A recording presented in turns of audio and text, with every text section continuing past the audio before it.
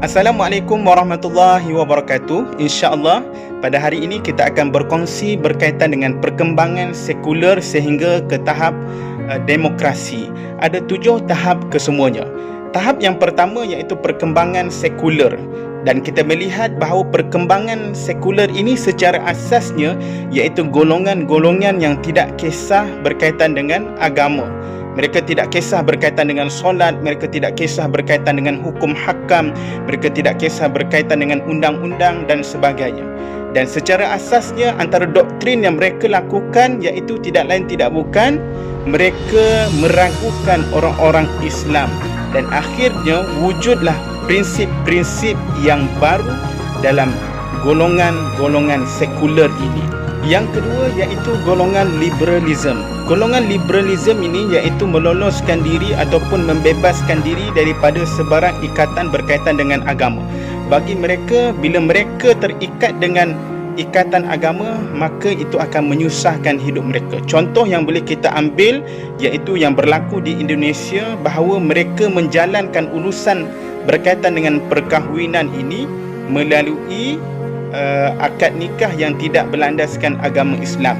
Seorang anak perempuan dinikahkan dengan seorang lelaki Yahudi secara universal, dan akhirnya mereka mengatakan bahawa kita berkahwin di antara anak manusia dengan anak manusia, dan golongan yang bebas daripada agama ini, tidak mahu terikat dengan agama ini, akan menjadikan mereka ini hidup dalam kesesatan. Yang ketiga iaitu golongan-golongan rationalism.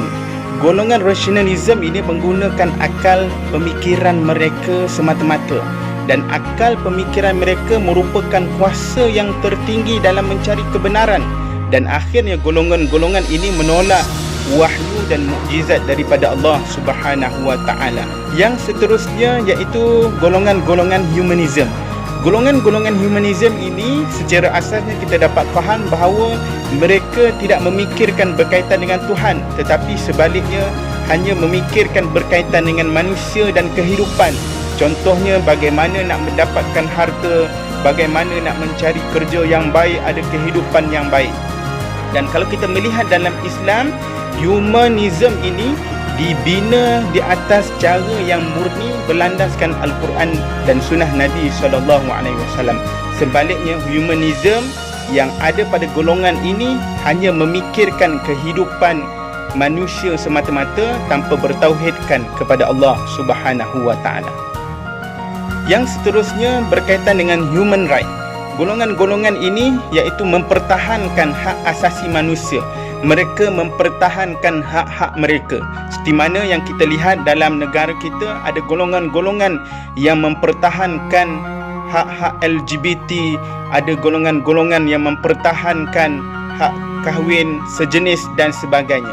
Sedangkan pernah disebut oleh Dr. Wahbah Zuhaili bahawa Islam ini adalah agama wahyu, dan Islam adalah agama yang mula-mula mendaulatkan hak asasi manusia, sebagaimana kita melihat pada zaman jahiliah terdahulu bahawa anak perempuan ditanam hidup-hidup, dan bila Islam naik, maka hak asasi manusia itu, golongan-golongan wanita ini diangkat semulia mungkin, dan golongan-golongan ini hanya memikirkan hak-hak mereka tanpa memikirkan hak-hak kepada Allah Subhanahu wa taala. Golongan yang seterusnya iaitu golongan pluralism, dan kita melihat bahawa golongan pluralism ini mereka mengatakan bahawa semua benar, dan mereka mendakwa bahawa agama di dunia ini semuanya benar, cuma jalan untuk menuju Tuhan sahaja yang berbeza.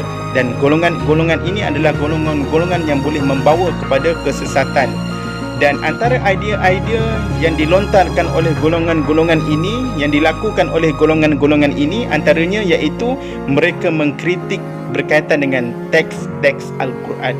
Dan antara lainnya iaitu mereka menolak syariat agama Allah Subhanahu wa taala. Yang terakhir iaitu berkaitan demokrasi. Dalam urusan demokrasi, mereka tidak menggunakan peranan wahyu sebagai rujukan mereka, tetapi mereka menggunakan suara majoriti dalam urusan demokrasi. Dan ada di antara mereka yang mengatakan bahawa Islam ini tidak pernah dikenal dalam sejarah, dan mereka juga menyebutkan bahawa dalam Al-Quran dan sunnah Nabi ataupun hadis Nabi SAW tidak pernah disebut supaya mendirikan negara Islam. Dan golongan-golongan ini bila diangkat menjadi pemimpin, maka akan berlaku kepincangan dan kerosakan kepada umat Islam. Secara kesimpulannya, kita dapat melihat bahawa perkembangan sekular sehingga ke tahap demokrasi merupakan golongan-golongan yang ingin memesongkan tahap pemikiran kita, akidah kita daripada bertauhidkan kepada Allah Subhanahu wa taala.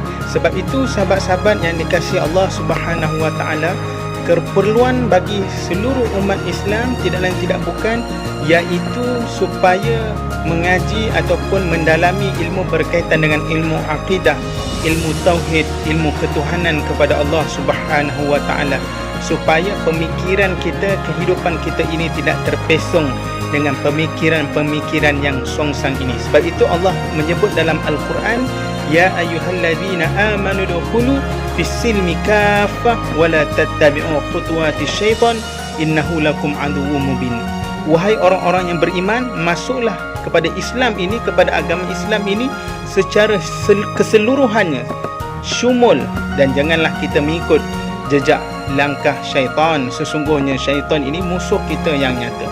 Sebab itu sahabat-sahabat yang dikasihi Allah Subhanahu wa taala, keperluan kepada kita belajar ilmu tauhid ini adalah segala urusan kehidupan kita di atas muka bumi ini adalah kembali kepada Allah Subhanahu wa taala. Dengan tauhid, dengan ketuhanan kita kepada Allah Subhanahu wa taala akan menyelamatkan kehidupan kita di dunia, malahan lebih-lebih lagi adalah di akhirat nanti. Mudah-mudahan kita memohon kepada Allah Subhanahu wa taala agar Allah tetapkan akidah kita, tauhid kita, dan Allah melindungi kita, menjaga kita dari berlakunya salah faham berkaitan dengan akidah ataupun doktrin-doktrin yang dilakukan oleh golongan-golongan yang menyesatkan seluruh umat Islam, insya-Allah. Wallahu a'lam. Mudah-mudahan dengan perkongsian yang ringkas ini akan dapat memberi manfaat kepada kita semua. Yang baik itu daripada Allah Subhanahu wa taala, yang lemah itu daripada diri saya sendiri. Wallahu taala a'lam. Assalamualaikum warahmatullahi wabarakatuh.